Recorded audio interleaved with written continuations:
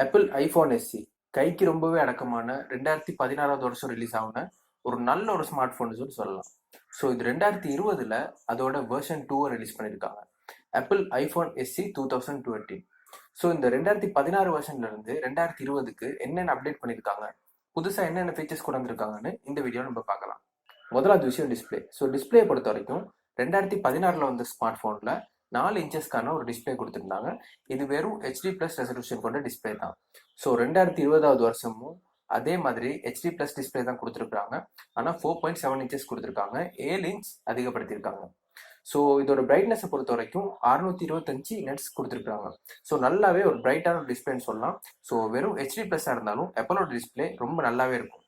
ஆனால் இந்த ஸ்க்ரீனோட சைஸை பொறுத்த வரைக்கும் 2020 இப்போ நம்ம 6.5 இன்ச்சஸ் ஸ்மார்ட் ஃபோன் கூட பார்க்க ஆரம்பிச்சிட்டோம். அட்லீஸ்ட் பெசல்ஸையாவது கொஞ்சம் கட் பண்ணியிருக்கலாம். ஆனால் எப்படி இருந்துச்சோ அதே மாதிரி, அதாவது iPhone 8 எப்படி இருந்துச்சோ அந்த மாதிரியான ஒரு அமைப்பில் தான் இந்த ஸ்மார்ட் ஃபோனை கொடுத்துருக்காங்க. அடுத்து பார்த்தீங்கன்னா ஃபோனோட பொடியை பொறுத்த வரைக்கும் இந்த ஸ்மார்ட் ஃபோனில் ஃபுல் அண்ட் ஃபுல் கொரில்லா கிளாஸால் செஞ்சுருக்காங்க. ஸோ மிடில் அலுமினியம் ஃப்ரேமில் கவர் பண்ணியிருக்காங்க, முன்னாலையும் பின்னாலையும் கொரில்லா கிளாஸால் ப்ரொடக்ட் பண்ணியிருக்காங்க. ஸோ இதுக்கு முன்னால் 2016 வந்து ஸ்மார்ட் ஃபோனை பார்த்தீங்கன்னா மிடில் அலுமினியம் ஃப்ரேம் கொடுத்துருந்தாங்க, முன்னாலையும் பின்னாலையும் அலுமினியம் ஃப்ரேமாலே கவர் பண்ணியிருந்தாங்க. ஸோ கொஞ்சம் ஓல்டான iPhone 6 மற்றும் 6s அந்த மாதிரியான ஒரு மெட்டல் பொடி கொண்ட ஒரு ஸ்மார்ட் ஃபோனாக இருந்துச்சு. ஸோ அடுத்து பார்த்தீங்கன்னா ஸ்மார்ட் ஃபோனோட வெயிட். ஸோ இந்த வெயிட்டை பொறுத்த வரைக்கும் 2016 வந்து iPhone SEல 113 கிராம் வெயிட் கொடுத்துருந்தாங்க.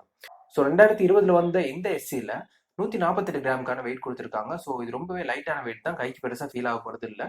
ஸோ அதே மாதிரி இந்த வருஷம் வந்த iPhone SEல IP67 வாட்டர் அண்ட் டஸ்ட் ரெசிஸ்டன்ட்கான சப்போர்ட் கொடுத்துருக்காங்க. அடுத்து பார்த்தீங்கன்னா மேஜரான அப்டேட். ஸோ மேஜரான அப்டேட் என்னன்னு பார்த்தீங்கன்னா உள்ள யூஸ் பண்ணிருக்க சிப்செட்.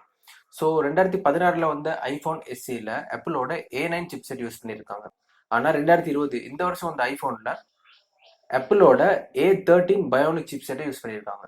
ஸோ இதில் என்ன ஒரு வித்தியாசம்னு பார்த்தீங்கன்னா, இந்த பழைய சிப் 2016 வந்த சிப் 14 நானோமீட்டர்ல பில்ட் பண்ணப்பட்ட ஒரு சிப். ஆனா இந்த வருஷம் வந்து சிப் 7 நானோமீட்டர்ல பில்ட் பண்ணப்பட்ட ஒரு சிப். அதாவது ஸ்னாப்டிராகன் 855 865 நம்ம பார்த்திருப்போம் ஸ்னாப்டிராகன்ல. ஸோ அந்த மாதிரியான ஒரு சிப் செட்னு சொல்லலாம். ஸோ அதனால பெர்ஃபார்மன்ஸை பொறுத்த வரைக்கும் எந்த விதமான பிரச்சனையும் இருக்காது. அதே மாதிரி பேட்டரி லைஃபும் இந்த ஸ்மார்ட் போன்ல நல்லாவே இருக்கும். ஏன்னா இதுல புதுசாக கொடுத்துருக்க சிப் வந்து 7 நானோமீட்டர்ல பில்ட் பண்ணப்பட்ட ஒரு சிப். அதனால பேட்டரி லைஃப்ன்றது ரொம்பவே நல்லா இருக்கும், இது கன்ஃபார்மா சொல்லலாம். அடுத்து பார்த்தீங்கன்னா இன்டர்னல் ஸ்டோரேஜ். ஸோ இன்டர்னல் ஸ்டோரேஜை பொறுத்த வரைக்கும் இதுக்கு முதல்ல வந்த ஸ்மார்ட் ஃபோனில் 32GB 16GB 64GB 128GB சொல்லி 4 வேரியன்ட்ஸ் கொடுத்துருந்தாங்க, 2GB RAM. ஆனால் இப்போ புதுசாக வந்திருக்க ஸ்மார்ட் ஃபோனில் இந்த 32 மற்றும் 16GBன்றதை கேன்சல் பண்ணியிருக்காங்க. 64GB அதே மாதிரி 128GB 256GB சொல்லி 3 வேரியன்ட்ஸ் கொடுக்குறாங்க. இது எல்லாத்துலேயுமே 2GB RAM தான் கொடுத்துருக்காங்க. ஸோ பேஸ் வேரியண்ட்டை கொஞ்சம் கட் பண்ணியிருக்காங்க. ஸோ அடுத்த நாள் முக்கியமான விஷயம் என்னன்னு பார்த்தீங்கன்னா கேமரா. ஸோ கேமரா பொறுத்த வரைக்கும் பின்னால எந்த விதமான மாற்றமும் இல்லை, 12 மெகா பிக்சல் கேமரா தான் கொடுத்துருக்காங்க. ஆனால் இதில் உள்ள மாற்றம் என்னன்னு பார்த்தீங்கன்னா, இதில் முன்ன கொடுத்துருந்த கேமராவோட அப்பேச்சர் f2.2 அப்பேச்சரில் ஒரு 12 மெகா பிக்சல் கேமரா கொடுத்துருந்தாங்க. ஆனால் இந்த முறை 12 மெகா பிக்சல் f1.8 அப்பேச்சரில் ஒரு கேமரா கொடுத்துருக்காங்க. ஸோ லோ லைட் பர்ஃபார்மன்ஸ்ன்றது ரொம்ப நல்லா சொல்லி எதிர்பார்க்கலாம்.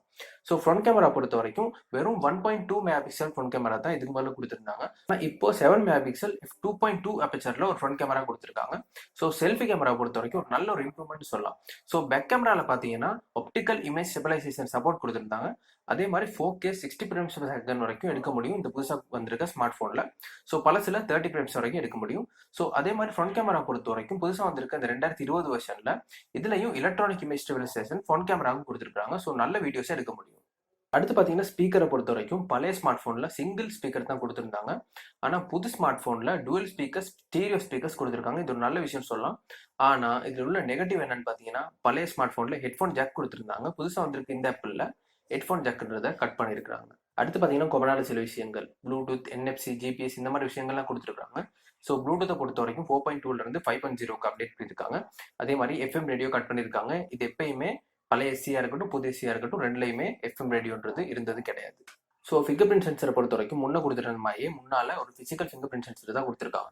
அடுத்து பார்த்தீங்கன்னா சார்ஜிங். ஸோ சார்ஜிங்கை பொறுத்த வரைக்கும் இந்த புது ஸ்மார்ட் ஃபோனில் 18 வாட்டுக்கான ஃபாஸ்ட் சார்ஜிங்கான சப்போர்ட் கொடுத்துருக்காங்க. ஸோ வெறும் 30 நிமிஷத்தில் உங்களோட ஸ்மார்ட் ஃபோனை 50% வரைக்கும் 0லேருந்து 50 வரைக்கும் சார்ஜ் பண்ண முடியும். ஸோ இது ஐஃபோனை பொறுத்த வரைக்கும் ஒரு நல்ல ஒரு இம்ப்ரூவ்மெண்ட்னே சொல்லலாம். ஸோ இந்த வீடியோ யூஸ்ஃபுல்லாக இருந்திருக்கும்னு நினைக்கிறேன். தேங்க்ஸ் ஃபார் வாட்சிங். Have a nice day.